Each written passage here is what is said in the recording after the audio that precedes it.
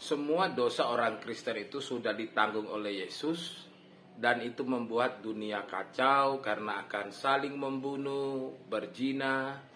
Padahal di Wahyu dikatakan bahwa dosa itu ditanggung oleh masing-masing. Benarkah demikian?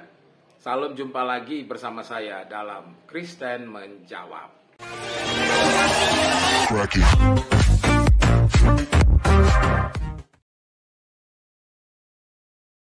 Semua dosa umat Kristen itu difokuskan, semua telah ditanggung oleh Yesus, maka dunia akan kacau. Saling membunuh, saling berzina, karena telah diampuni. Masuk surga semua. Kita Wahyu, dan dalam perjanjian lama, dosa ditanggung masing-masing. Kalau kita mendengarkan pernyataan Bapak ini, yang dulu katanya itu pendeta, dia mengatakan bahwa kalau Yesus menanggung semua dosa orang Kristen, itu justru akan membuat dunia kacau.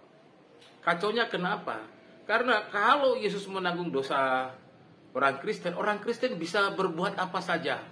Dikatakan tadi bisa berbuat zina, bisa membunuh. Tetapi apakah memang kekristenan mengajarkan seperti itu? Atau apakah memang Kristen mengajarkan bahwa kalau dosa orang Kristen itu sudah ditanggung oleh Yesus, orang Kristen itu bebas berbuat dosa? Jadi begini, ketika seseorang menerima Yesus sebagai Tuhan dan Juru Selamatnya, maka dia sudah meninggalkan hidupnya yang lama. Maksudnya hidup yang lama itu apa? Hidup yang dikuasai oleh dosa.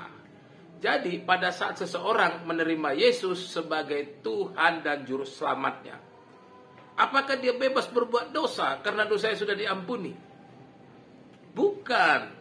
Itu adalah pemikiran yang salah. Kalau begitu, apa yang diselesaikan Yesus? Dosa apa yang diselesaikan Yesus di kayu salib? Sehingga kita kalau percaya dia, maka dosa kita akan dihapus. Saya harus beritahu kepada Bapak bahwa yang dihapus itu adalah kuasa dosanya. Artinya begini Pak, bahwa ketika seseorang menerima Yesus sebagai Tuhan dan Juru Selamatnya, maka kuasa dosa atas dirinya itu sudah dimatikan. Dia tidak lagi dikuasai oleh dosa. Karena apa? Karena ketika dia menerima Yesus sebagai Tuhan dan Juru Selamat, sesungguhnya dia sudah menjadi manusia baru. Manusia baru yang sudah ditebus, dan sesudah ditebus, dia berkomitmen tidak untuk berbuat dosa lagi. Saya ulang sekali lagi supaya tidak salah. Sesudah seseorang ditebus dosanya lewat menerima Yesus sebagai Tuhan dan Juru Selamatnya, maka dosanya sudah ditebus. Artinya dosanya sudah ditebus, bahwa kuasa dosa atas dirinya itu sudah dipatahkan. Tetapi yang dipatahkan itu adalah kuasa dosanya. Kalau begitu, setelah kuasa dosa itu dipatahkan, apa yang terjadi pada diri orang percaya?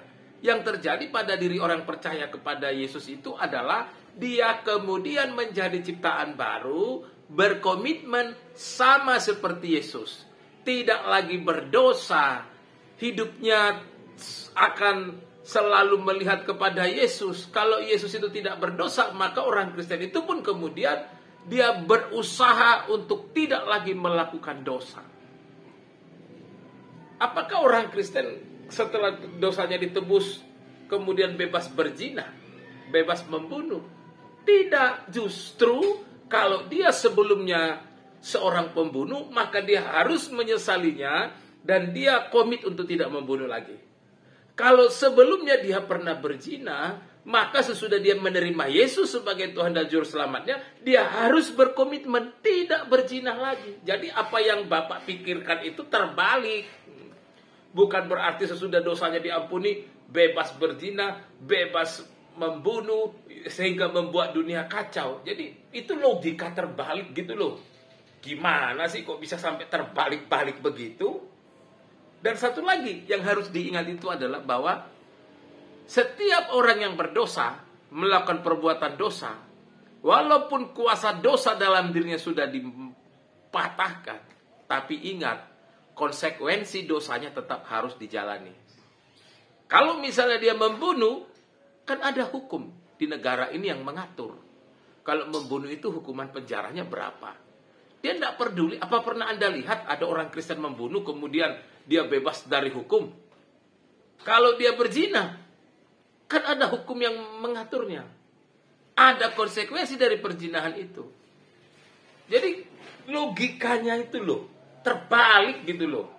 Bukan berarti orang Kristen kalau dosanya ditebus, dia bebas berzina, bebas membunuh, sehingga membuat dunia kacau. Itu logika yang salah. Yang benar itu adalah ketika dia sudah ditebus dosanya, maka dia tidak akan berbuat dosa lagi.